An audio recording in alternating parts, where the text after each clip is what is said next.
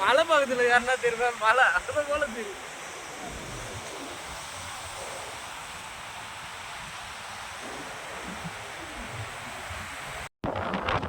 செத்த நேரம் இவ்வளோ வெளிச்சமாக இருந்தது. அதே ஒரு 2-5 நிமிஷம் கூட ஆகல, அதுக்குள்ள பாருங்க எவ்வளோ இருட்டின்னு வருது பாருங்க. அப்படியே